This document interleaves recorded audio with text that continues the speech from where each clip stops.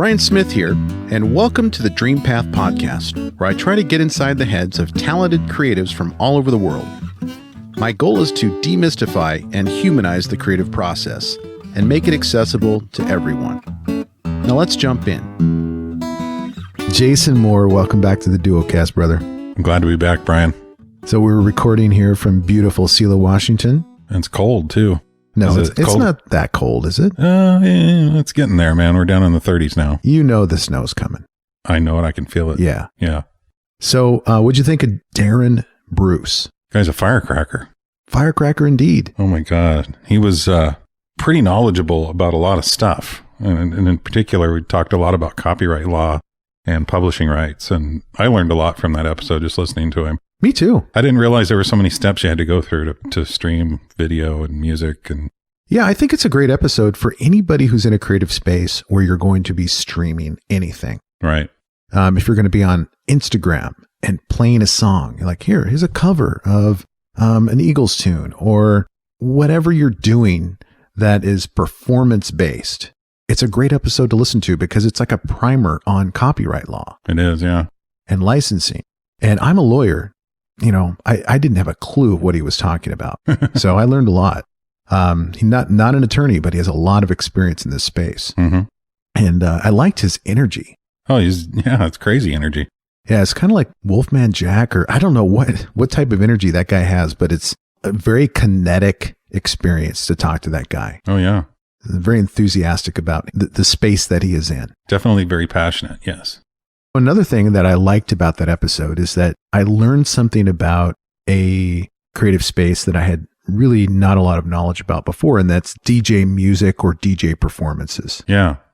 And I really didn't even know what DJing was until I talked to Darran.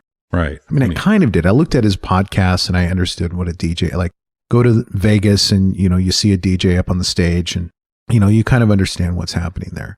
But really, there's a lot more to it. It's a lot more complex than just what it appears to be on the outside looking in. Right. And originally, a DJ, a disc jockey, the term that kind of came about in the 50s when they used to spin records on the radio. But the DJ of today takes that another step further by, mixing it with various sounds into other songs and kind of morphing everything together. And it's pretty entertaining. Electronic music is pretty entertaining. Yeah, my point of reference was Steve Aoki. Uh-huh. Yeah, I saw that documentary a couple years ago. Right. And I was like, what? What is this guy a musician? No. Just using other people's music. So what is he? Does he write songs? Does he? And I think like you're describing, there's a hybrid of people that take other people's music and they splice them together in ways that are unique, unique to their creativity, their sensibility. Right. And then you have folks that emerge like Steve Aoki as stars. Yeah. There's actually a lot of kids now who follow DJs and they listen to DJ music as their primary playlist. Right. And they're not listening to bands anymore. I know, it's weird. They're going straight to DJs. And I'm not going to fight it. I'm not going to argue with them. Okay. There's no sense in trying to talk them out of this madness because they are finding their own way in their musical world. And I think it's a great thing. Oh, I do too. And I mean, those guys are skilled. I mean, that is an art form. I've tried to do it. I can't do it. I mean, it's something that you'd have to really be dedicated to learn. Now, I was a DJ. Well, I was too, but it was a different type of DJ. I was a wedding DJ. And wedding DJs, there's a certain amount of, I don't know, I hesitate to call it power, but influence that you have when you're a DJ. And you know this from the radio world. Yeah.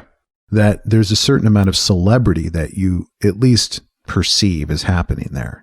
It feels like it. Yeah. Yeah, because people are listening, they're calling in. And when I was a wedding DJ, I just had fun because it was always a party atmosphere. Oh, for sure. But when you get to pick the playlist and you know that the next song that you're going to pick is going to be a hit and it's going to bring people out on the dance floor and it's going to get people moving, there's a certain amount of power and influence that you feel. It starts to get to your head. It does a little bit. Yeah. And you're like, wow, look what I can do here. I'm going to turn on Bob Seger's Old Time Rock and Roll and watch what happens. And people will just hit that dance floor, man. White people just come out in droves. They love that shit. Yeah. Yeah. Well, that was fun. Yeah. I'm glad you liked it. So, We had a comment come in on a YouTube video. We post all of our episodes on YouTube, by the way. Mm-hmm.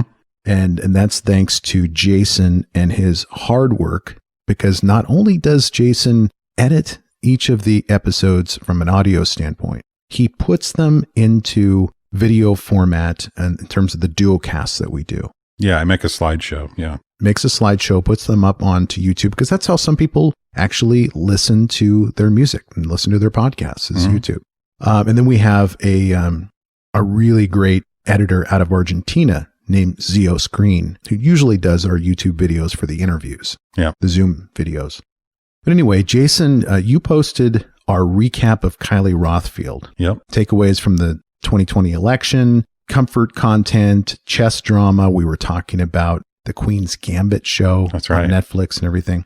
And, you know, when comments come in, sometimes we'll get comments from bots, or sometimes folks will comment who maybe know the guests or something like that. But here we had a really sweet comment that came in from Michelle Fortier. And here's what it said. I had the best time listening to you two this morning. Incredibly rich, warm, concerned, rational world citizens with so much depth and integrity. Much thanks for elaborating on vital current events that surround us and reminding us to be safe and enjoy the simple things, such as Queen's Gambit, easily the finest show of the year. You just might be dueling my son soon via chess.com. Watching good films, old and new these days, cultivates a sense of well-being like nothing else. Love and good tidings from Yakima, Washington. Great work. Nice. Exclamation point. That is nice. Yeah. I love getting feedback from listeners. It's especially positive feedback. Yeah. Yeah. We don't see a lot of negative feedback. No. But you know, if you got negative feedback, send it our way. Sure. You know, we're doing something wrong. We get something wrong. You don't like the sound of the audio, or, you know, the episodes are too long, or something's boring, or you're offended by something. Let us know. Well, we did have the Joan Jack comment. But that wasn't really, I didn't really find that negative too much. No. More educational than it is. It's a teaching moment. Yes. Sometimes men just need to be told what's right and wrong. I think that a lot of men need to be taught that. Yeah. And we need to be open to hearing that. Absolutely. Put our egos aside. We have a lot of women in our lives. Not that I didn't mean it like that. I have daughters. I have a wife. Yeah. So yeah, it's all a learning experience, you know. Right. Another thing I've been thinking about, Jason, is we've been texting actually back and forth about some website updates that I'm doing. And one of the things that I've done is update my homepage to kind of reflect the rebranding that we did and the new colors and the logo and whatnot. And part of that rebranding and part of that revamping of the homepage has involved writing up a biography of me. Oh, yeah. You know, there's an about section about the host, about Bryan. And I was texting you and I said, dude, this is really hard. Yeah. I'm so focused in my job of finding out someone else's story. And I'm so focused in my podcast of finding out other people's stories. Like, where do they come from? Right. How did they get here? How did they become successful? What were their motivations? What were their inspirations? And I was complaining to you in my text message about how long this was taking, how hard it was. And I loved your response. You said, it's really hard for me too. I don't like my story. I don't. I mean, I like certain aspects of the story. There's a lot of, you find you take a lot of different directions in your life, personal choices, and sometimes you don't make the right choice, and you got to live with that. Right. And that could have repercussions that could last a lifetime. I'm not saying I've never done anything terrible, but you know, I mean, we all have, I think some of us have regrets in some ways. All of us do. Yeah. Oh, man. And then, you know, you just got to move on from it and go forward with it. And yeah, I'm in a good place in my life right now. Yeah. But I don't know about sitting and writing a bio. I don't know. Looking inward to yourself and finding all of that and bringing it out for everybody to hear. I don't know. It's agonizing. To look inward, the navel gazing, whatever you want to call it, like just, and trying to figure out what's inside there. How did I get here? What are the choices I made to get here? That's tough. And all I'm doing is writing a stupid bio on my website. It's not like I'm writing a book about myself. Right. But I see and I feel the resistance. You know, my mind doesn't want to go there. And maybe it's because, like you're saying about your story, maybe I don't like my story. And that's a really profound way to put it. So I'm glad you told me that and you showed me that vulnerability. I don't like my story. So let's keep this conversation going and figure out why that is down the road. We don't have to knock this out tonight. This isn't going to be a therapy session for us. Right. But over time, we need to figure out, why don't we want to reveal our story? What are we afraid of? Well, another part of it is I think a lot of it's boring. I think it would be boring to other people. Yeah. My story. And, you know, one thing I said to you in our text exchange was that even though it sounds cliche and trite to say, one thing I found as a lawyer who discovers other people's stories, it really doesn't matter where someone comes from. They could come from a very colorful background. They could have been raised by a pack of wolves, or they could have grown up with a silver spoon in their mouth as a trust fund baby. Mm-hmm. It doesn't matter really. What matters is that they have something about their journey that's compelling. Mm-hmm. And it's about discovering what that is. Right. And I think people are terrible at discovering their own journeys, and they need help. And that's why podcasting is so great. Because if you put somebody like a neutral party on the other side of that mic, it facilitates that discovery and that revelation and the revealing of that compelling story. Right. So maybe one of these days, I need to do a podcast interview of you. Well, you did, but it wasn't an extensive one. Well, I'm talking I'm talking about all in. Like I'm doing the research. Yeah. I'm talking to all your ex-girlfriends. Oh, God. Okay. I'm coming in with ammunition. We're going to really dig deep. Okay. All right. You ready for that? No. What if I was to turn the table and say I'd like to do the same thing? Hey, I'm in. I'm going to talk to all your ex-girlfriends. Yeah.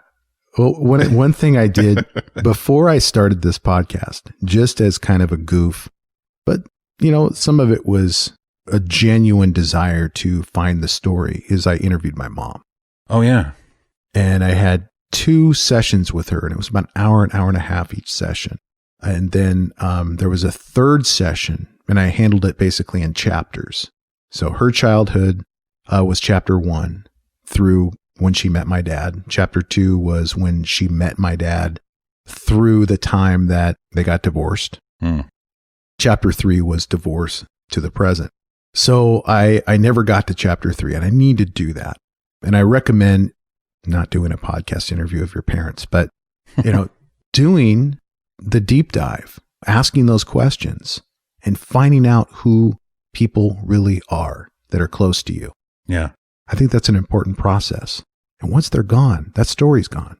I discovered that the hard way with my dad. He died at 56, 2003. I was in my 30s.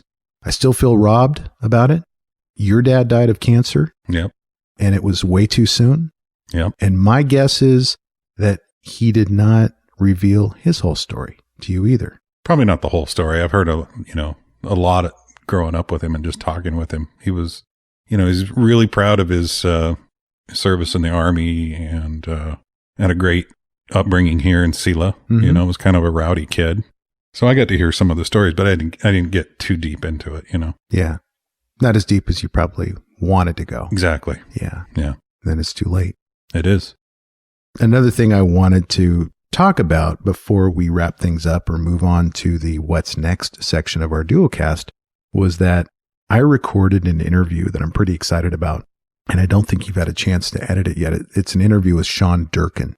Oh, yeah. I have the files. I didn't. He is a director, and he directed a couple of movies, but the one I talked to him about the most was called The Nest with Jude Law and Carrie Coon.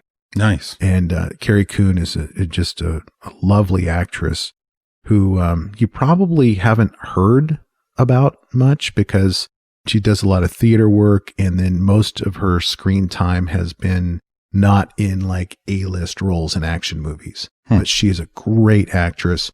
Jude Law, of course, more of an A-list type of movie star type of person. Yeah, I've heard of Jude Law. But Sean Durkin wrote and directed this film. And I talked to him about it.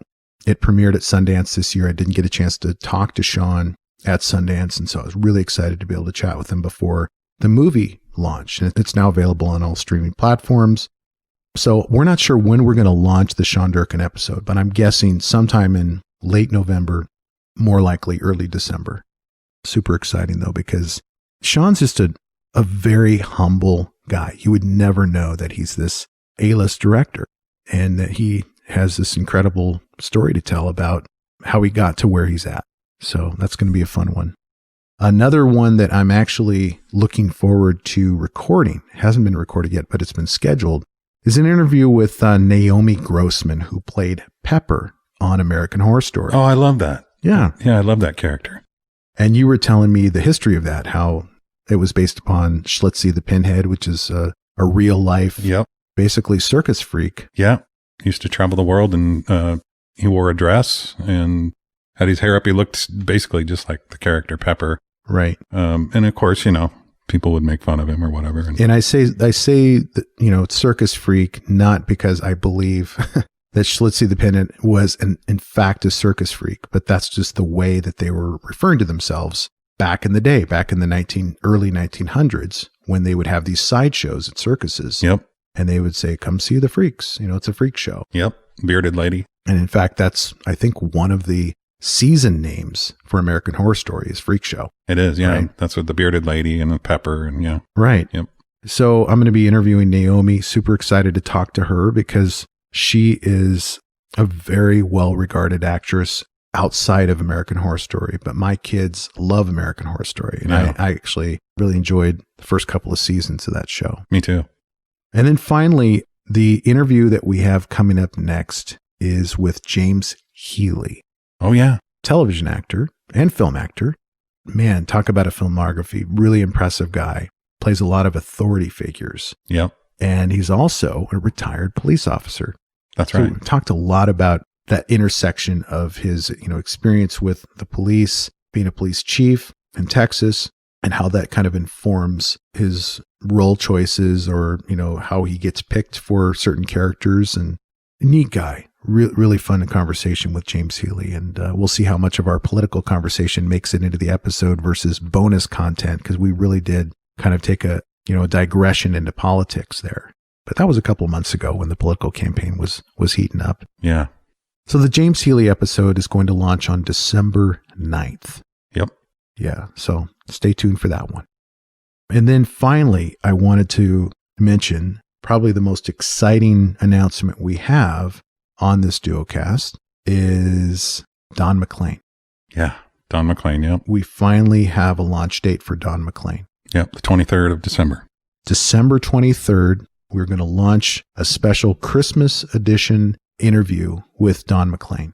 I love it. And it was so cool to talk to a legend. I mean, you know, I try not to get too starstruck with people.